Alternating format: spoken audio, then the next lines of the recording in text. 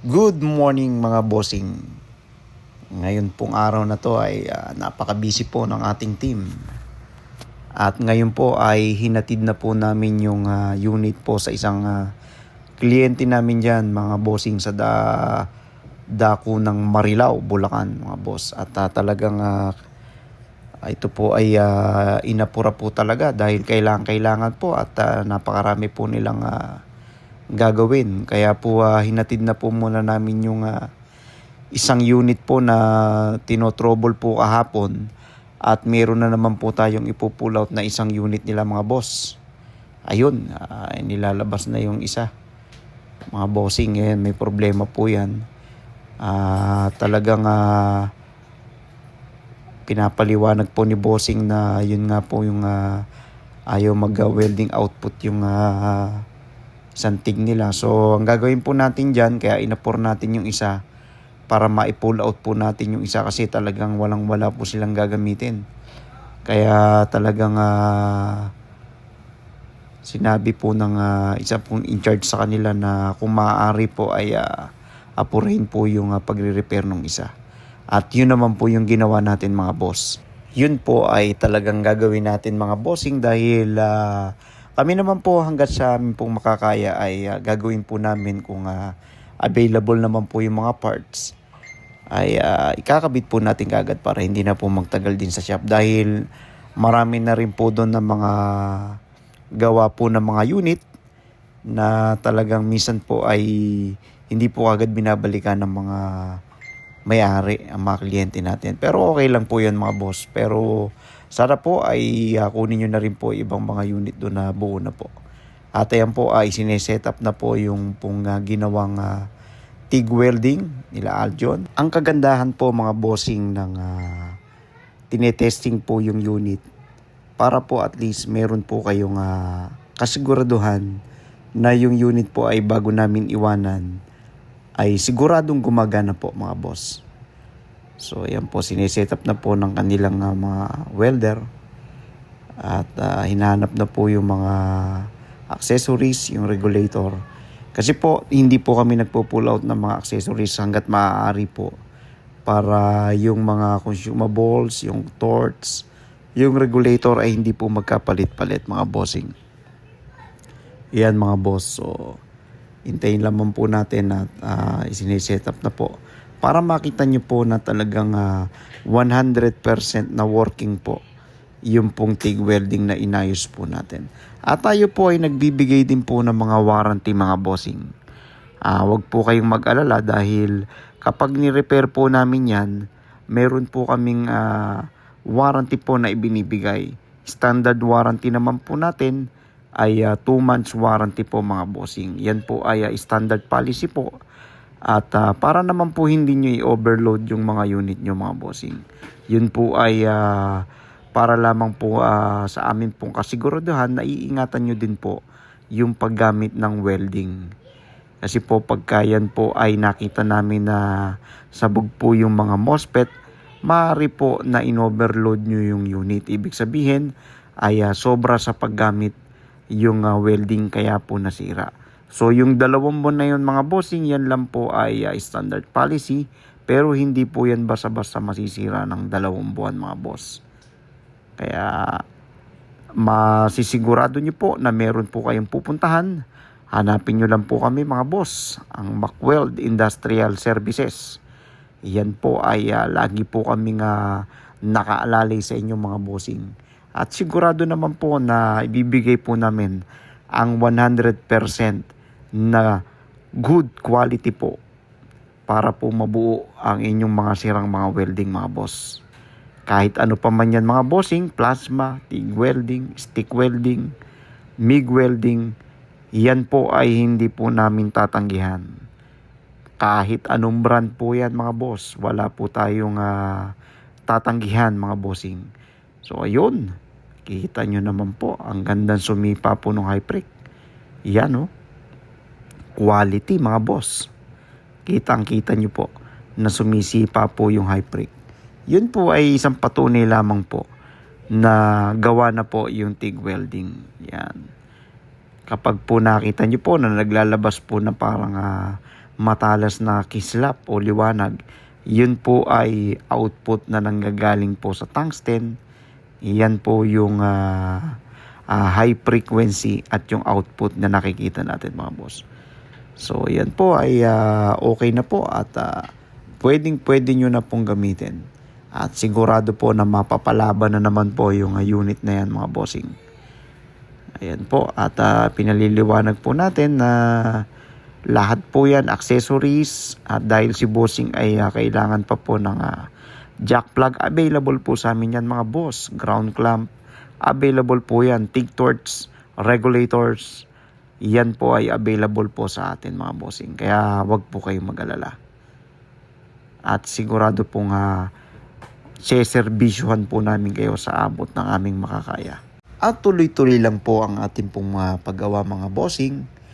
At nakita nyo po kanina ay mayroon pong isa na naman pong repair na pinadala po ang ating pong mabait na kliyente po sa dako po ng Marilao. At inaapura rin po yan mga boss. Kaya pinagtulungan na po ng dalawa nating technician mga boss. At ayan, kitang-kita nyo po na hubad po yung TIG. Halos talagang wala ng kahayan mga boss dahil medyo malala po yung sira nito mga boss.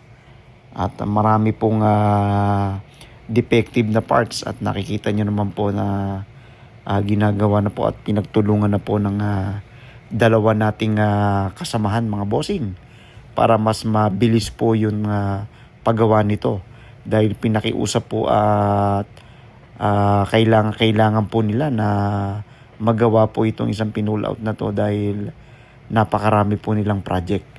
So abangan nyo po mga bossing at talagang gagawin po natin ngayong araw na ito yan. Abangan nyo po.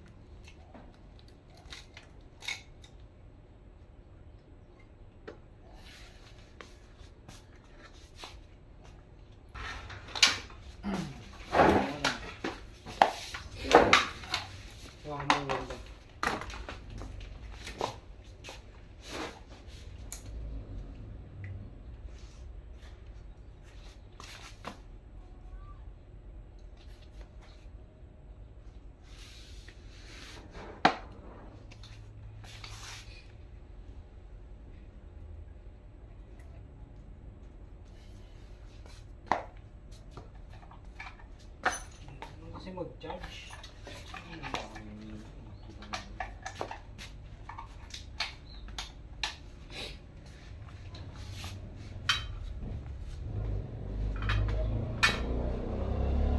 Pero mga naman yung toolbox. Ano yun? Toolbox.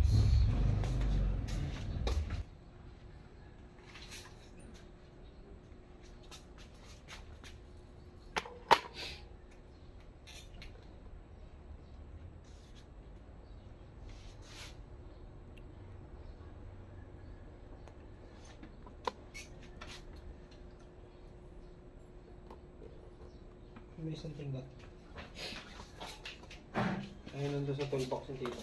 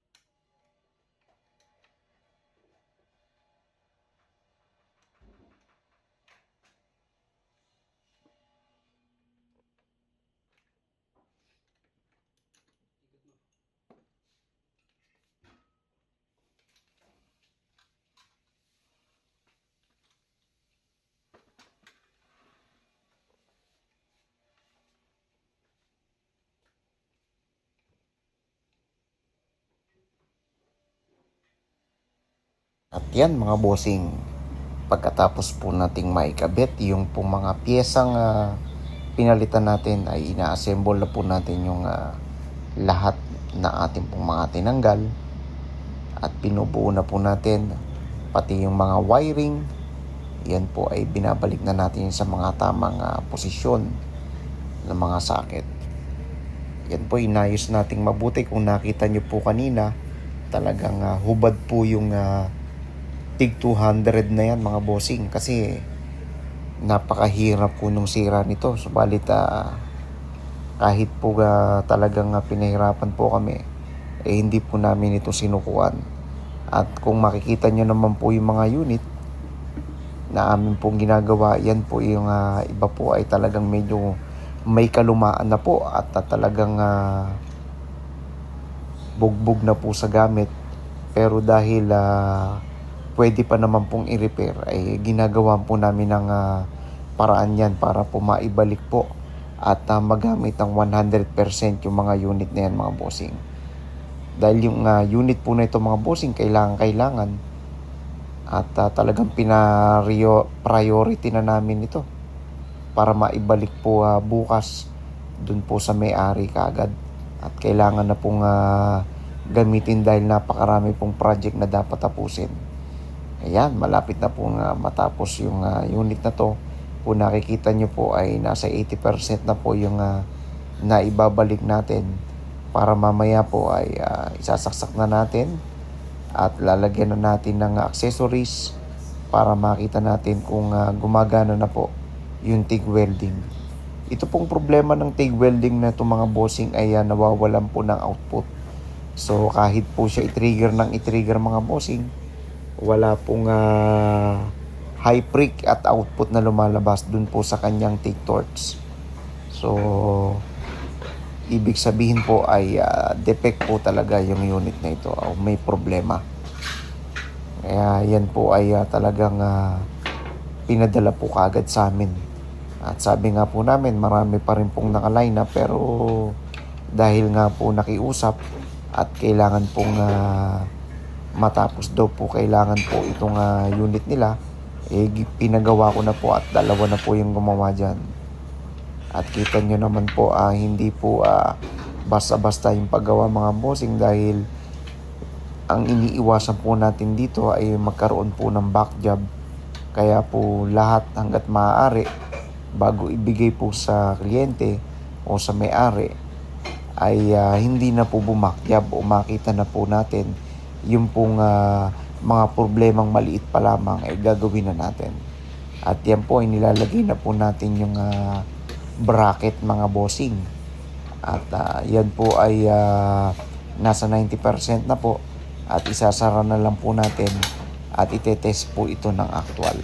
So konting intay na lamang po bossing, at makikita na po natin yung resulta kung tagumpay po yung ating pong pagkakagawa dito sa TIG 200 mga bossing. Check lang po natin yung mga sakit, at baka mamaya tayo po may makalimutan. Double check po ang kailangan pong ginagawa natin.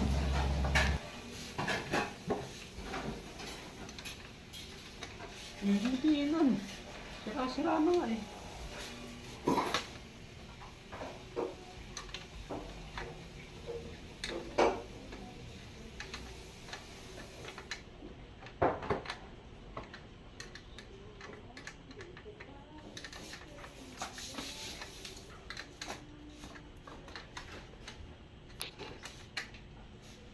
Anong mali? Andun sa loob.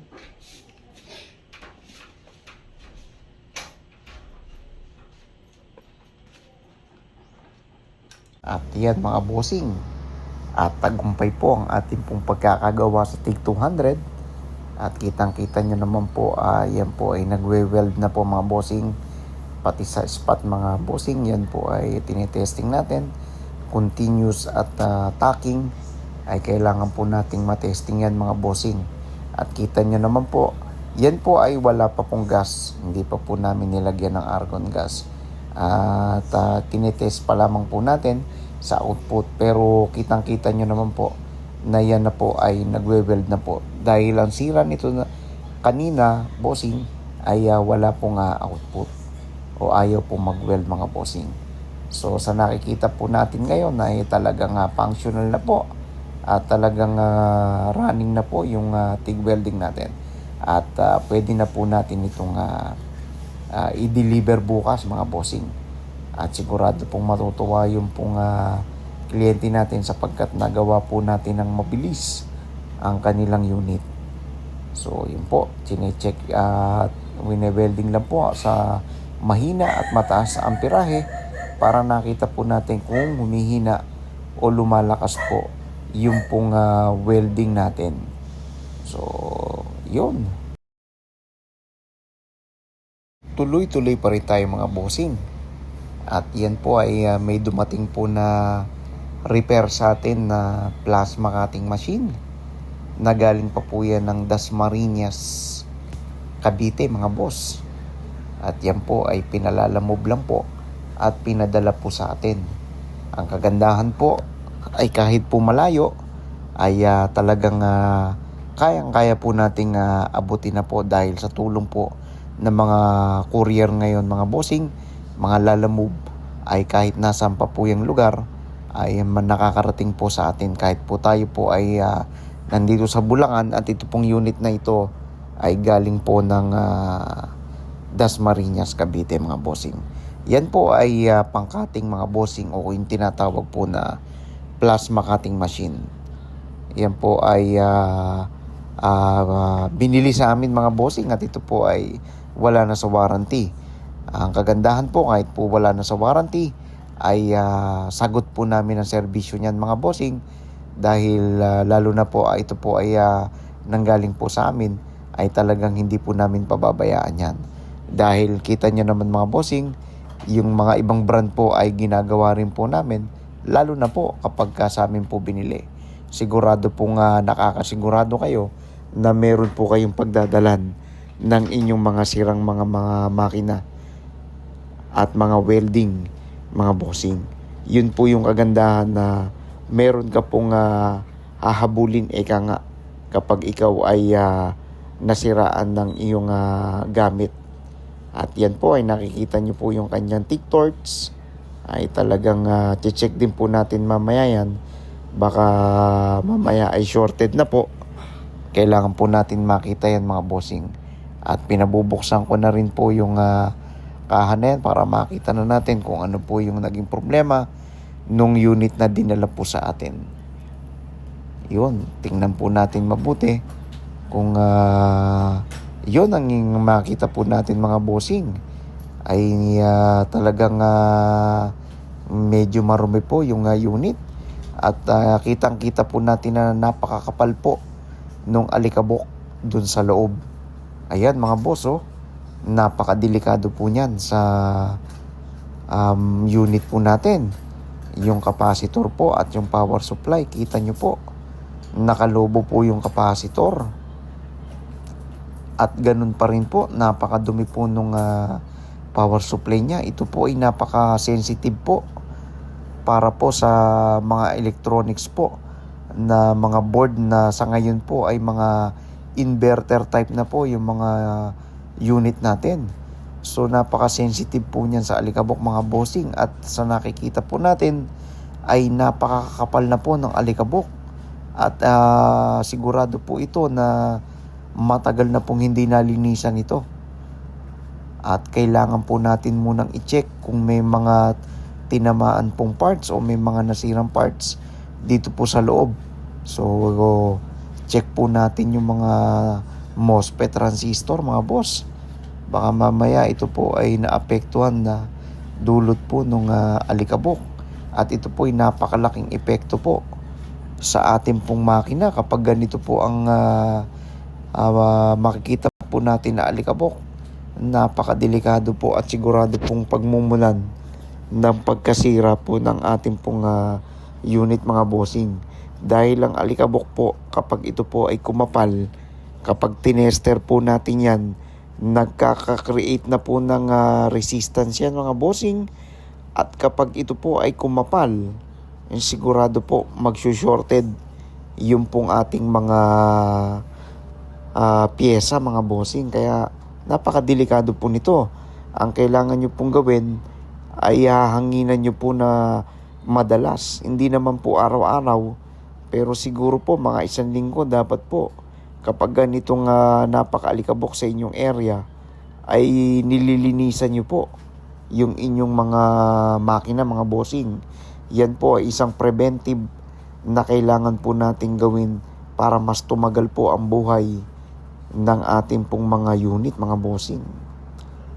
Ayan, chine-check na rin po natin yung mga wirings at baka mamaya may mga putol o may mga loose. So, abangan nyo po bossing at mamaya lilinisin po natin yan para bago po isaksak. Napakadelikado po ng ganitong alikabok mga boss.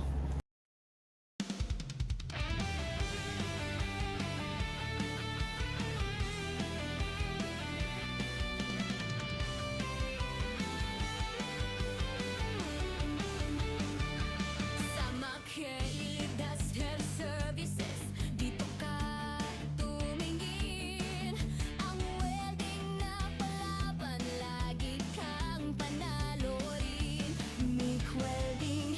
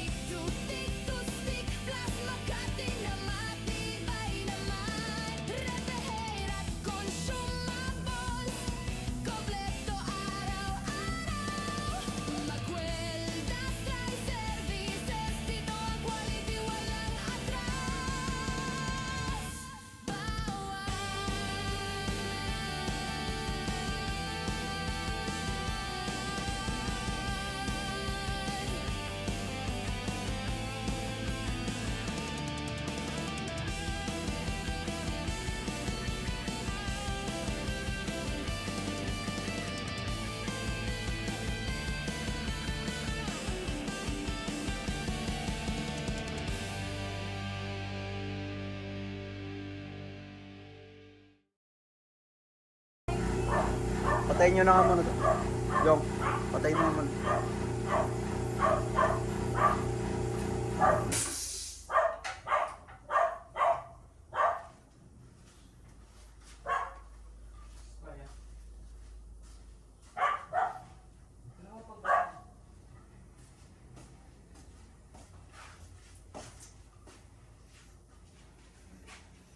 Init na.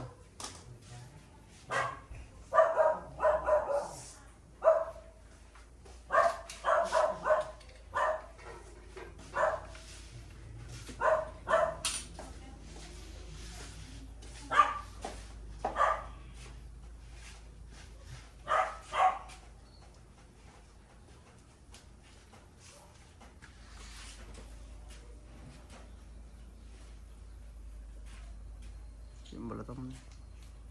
Ilapit mo na yung extension. Gutin mo muna yung plasma. Ay, yung compressor.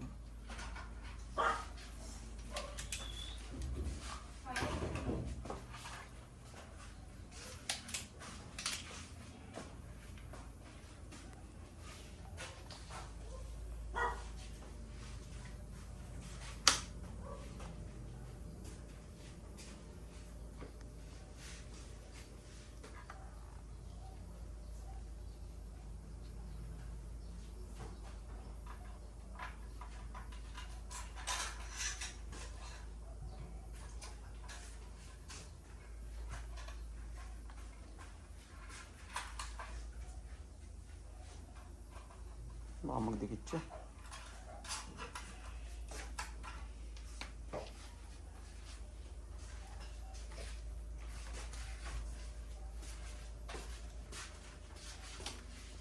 May power. Baka high pressure yan. Kaya gamitin mo na yan, oh. Gamitin mo na. Oh, high pressure na. Ayos na. Patayin mo na, tatinan mo yan. Tayo eh. Tinan mo muna kung may output. Wala namang high preg eh. Tinan mo muna kung may output. Gayon mo. DC. Wala namang high preg, hindi naman masisira yan.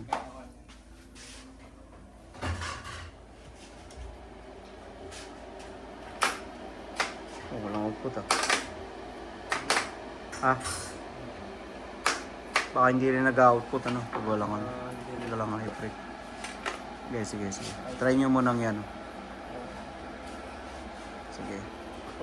So, ayan mga bossing, papalitan muna natin ng high freak. So, walang high frequency. Sige. Kaya magkabit. Yan kasi may power yan mga boss. Walang output, walang high freak.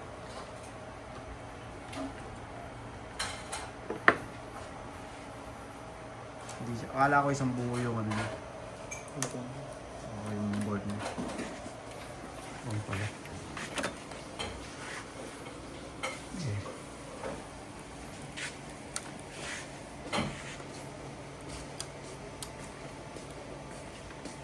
Hindi pa napapalitan niya.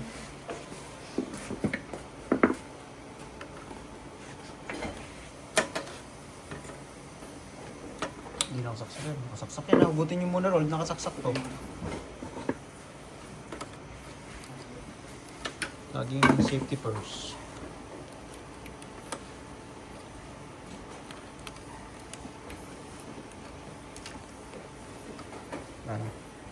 Screw.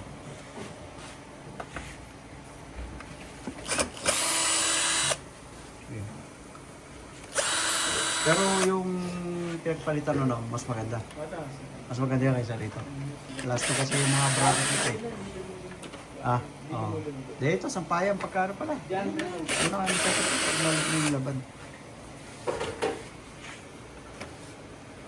Ayun na, the moment of truth.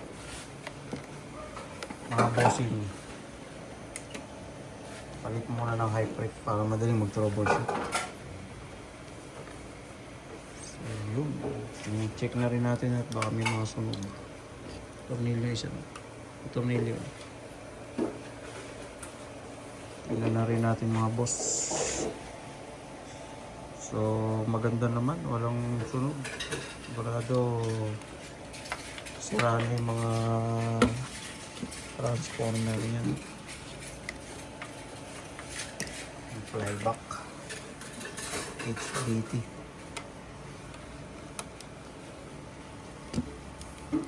Tingnan natin kung dyan lang ang sira. Sana dyan lang.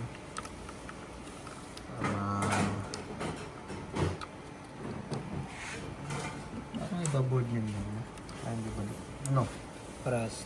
Pero ito nung yung design. Simple. No? Ito yun to. Ha? Oo nga. Ayun. Pero tinan mo, ano? May abag yan, no? Hmm. Parehas lang naman siguro yun. Magkakaalaman na yan. Yung sasabog yan.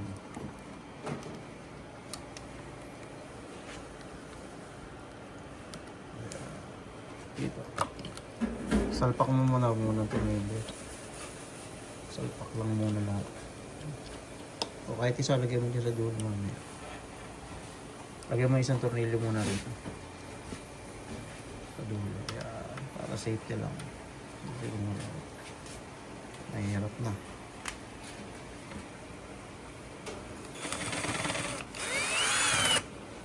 Okay. Ano yun? Teka.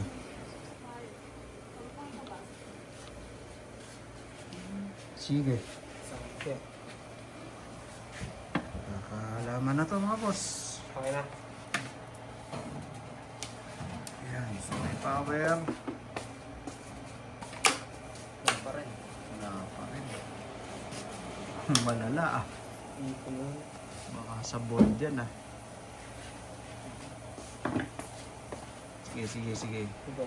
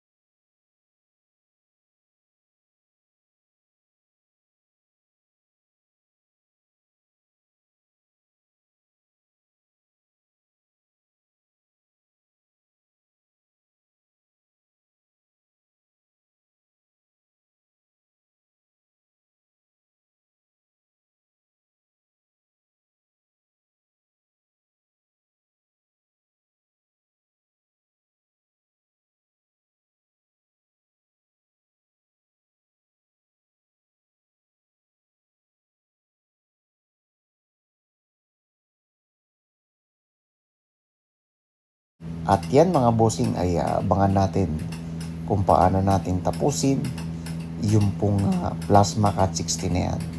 Kaya po sa mga gusto pong magpagawa, huwag po kayo mag-atubiling dalin sa amin po dito sa Remarville Subdivision, Chaong, Giginto, Bulacan.